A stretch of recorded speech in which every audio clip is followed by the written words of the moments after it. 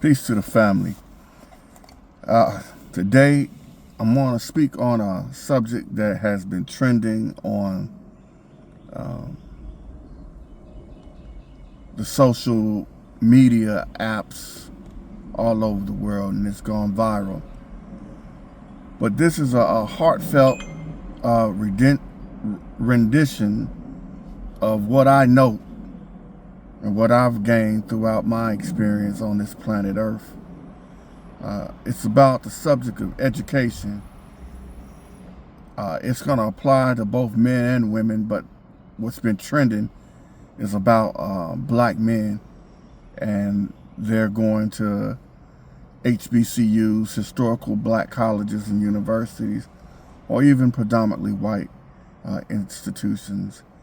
That's not my concern. My concern is education.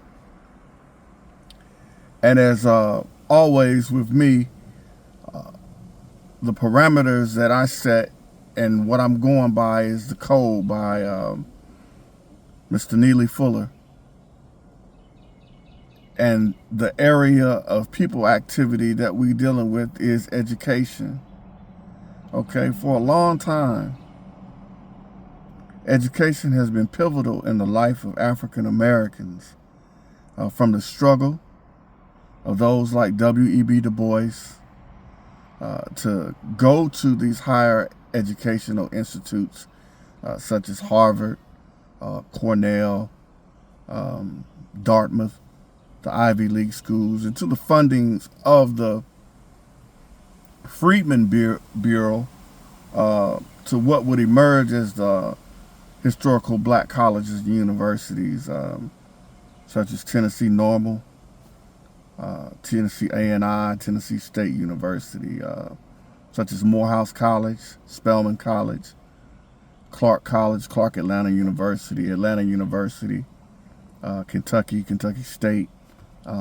We all know the list of those wonderful institutions that have produced great leaders, great scholars, and great thinkers for the black community, and not only the black community, but the American community as a whole, right? So we're talking about education today. First, I'll talk about the little things that kind of chewed on me about education. For one, thinking that education makes you effeminate or feminine by going to these HBCUs and predominantly white institutions. I was listening to a conservative pundit, Jason Whitlock, and he had another sister on, and they were talking, and I was disturbed by the effeminization of education by this guy. And he specifically talked about the leadership in HBCUs and the populations of HBCUs being basically female dominated. And they used Howard in particular. They said that there are more people of other races than there are black men that are attending Howard University at the time. Okay. So Jason Whitlock is a product of a predominantly white institution. I think he went to Ball State, presently lives in Nashville. So you can kind of pick up from just those vibes there that he's not a pro-black person. So I was talking about the formation of HBCUs. HBCUs were founded because the dominant social system at the time relegated his social equality to segregation. He did not want to be around black people, didn't want black people to be around them. So you had pioneers such as Mary McLeod Bethune, Booker T. Washington. Those are some of the African American people who were pivotal in establishing black universities. And with those two, I'm speaking of Bethune-Cookman College in Daytona, Florida, and Tuskegee Institute, now Tuskegee University in Tuskegee, Alabama. So these pioneers, they knew that education is the key to unlocking social advancements. I think Booker T. Washington's motto was cast your buckets down where they are. So he advocated industrial education. If you go to Tuskegee, you can see the bricks that they made to make the university, to build the university. The agricultural programs, the agricultural successes and programs of Lee County, Alabama, Macon County, Alabama in the past were spearheaded by Tuskegee University. So as well as those advancements in industry and agriculture, you also had a corps of African-American fighter pilots that later become known as the Tuskegee Airmen, which were requested by other bomber units to be escorted by the Tuskegee Airmen, right? So that was an inroad into the military, right?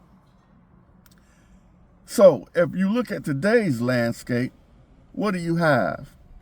You have the dismantling of social programs, which help those that are, in the middle class, lower middle class, to gain scholarships to go to school, which is, the prices are exuberant nowadays, right? So the whole notion of being effeminate because you study. I heard this brother, he was talking.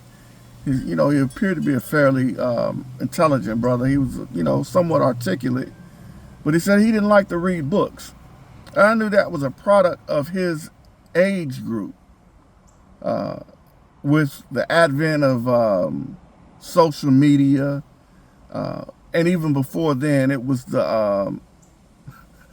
I laugh about it when I think about it, because I know a very intelligent brother that was very into video games. And the video games became an addiction to this young man, to the degree where he didn't want to use his brain anymore. So video games, social media, these cell phones, all of those things, those have affected how people view education and how people look at books. The current system, they are demolishing the education, the Department of Education. Demolishing the Department of Education, along with cutbacks on social, what's the word I'm trying to use? Social safety nets. They're letting you know. And then with the rise of technology, how jobs are going to be lost.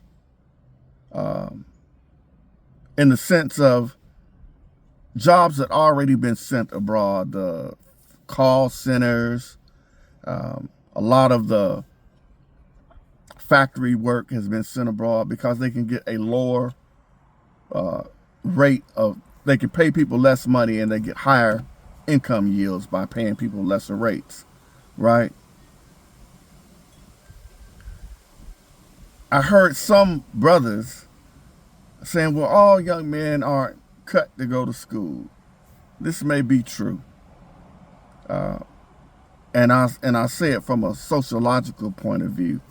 A lot of times 18, 19-year-olds, 20-year-olds, they haven't fully developed their brain capacity. So a lot of times education and going to school develops a person socially, develops their character, right? So when we talk about George Bush and No Child Left Behind, people think that, oh, they were just passing students for the sake of passing them. Some educators may say that that was what was going on in their classrooms. There may be validity to it. I don't say that there is no validity to it. But another important part of that No Child Left Behind was the funding of community colleges and technical colleges in rural areas. A lot of these programs are, the skilled trades, plumbing, HVAC, bricklaying, same program that Booker T. Washington was on years ago. Okay, so these 18 to 20-year-olds who haven't fully developed, and then if you go back to those that were affected by COVID, they were very socially disproportionately less developed than other generations. So military careers for these type of people, some of them were able to get through. Others were not, because they wasn't socially adaptable. They wasn't malleable enough to make it through those programs. But even that being told, you got the dogs that are sergeants, and here you are a private, So education, community college, skilled trades, they make your trek easier even if you go to the military. In the sense of you have a skill, you advanced. You were advanced on your MOP, right? So you have a greater chance at achieving higher ranks when you come in with the skill, with some sort of technical training, right? And what bothered me most was the LGBTQ transphobia. I just think that this is a lightning rod for people to distract people from what the real thing is. I think the real thing is that, like I say, they're cutting the social safety nets, demolishing the Department of Education, anything that looks like ethnic studies, which gives the true history of the United States. They are banning it from textbooks, even down to children not learning how to write in cursive. These are things to dumb down America. And the truth be told, like all empires, and America, the United States, is an empire. Empires rise and empires fall.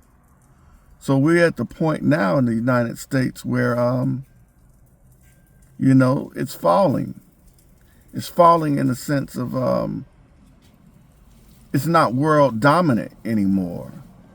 The only thing that is dominant is the English language, being able to communicate with people all over the world that speak the English language. Okay, again, I'm an ESL professor. I'm a college graduate. I have a master's degree, but I also possess a certification card in HVAC technology.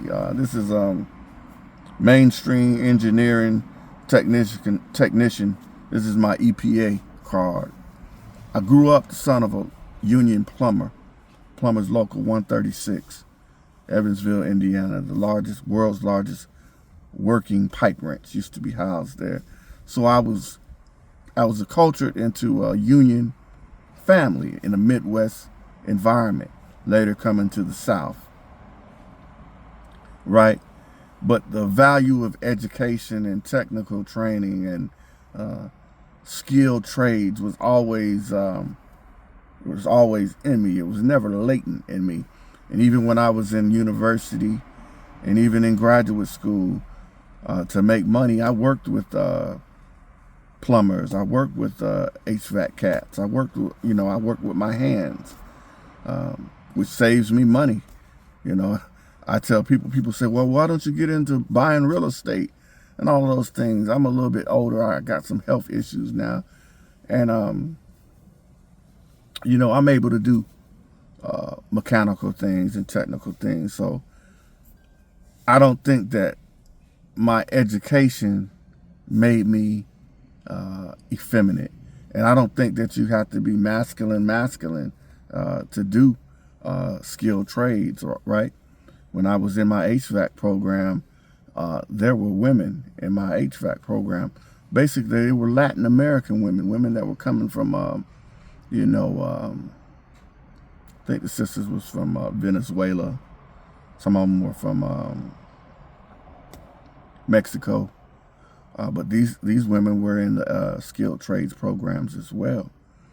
And something else that disturbs me is the whole notion of anti-immigrant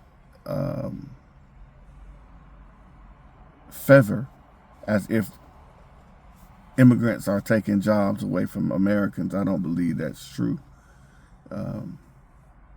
Recently, I was speaking with a brother, and the first thing he told me was he was scared of heights.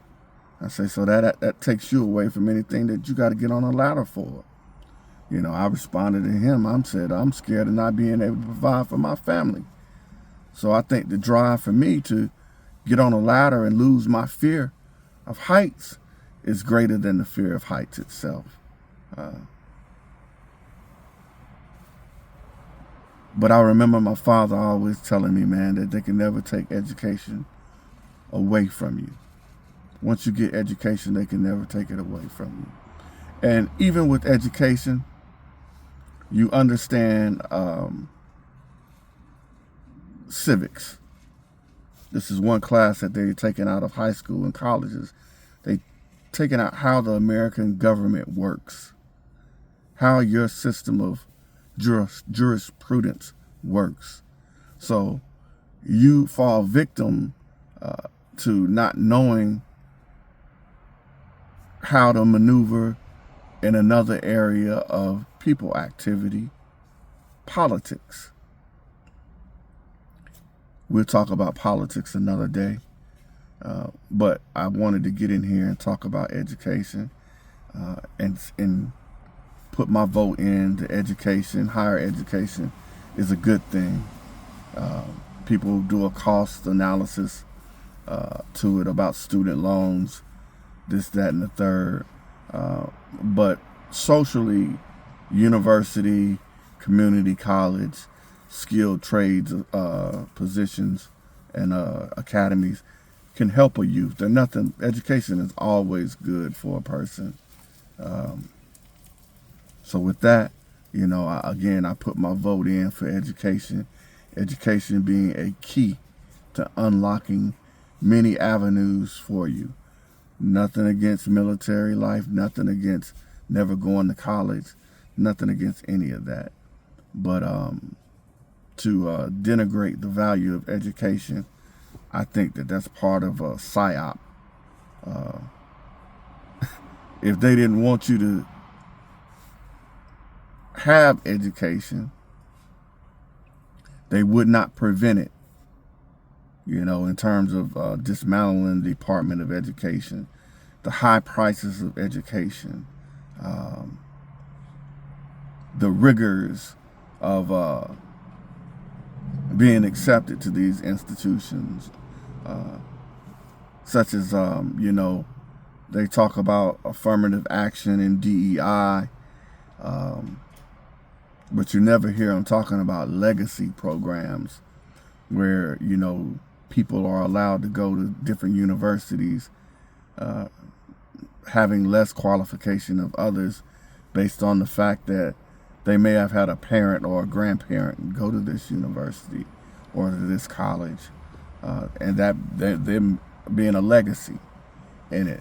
So this is my take on education. I'll probably talk a little bit more about it, but it was gnawing at me, and this is part of my program as being an over 50-year-old person trying to establish a YouTube channel and trying to give you as many actual facts based on my experience and from a truthful point of view.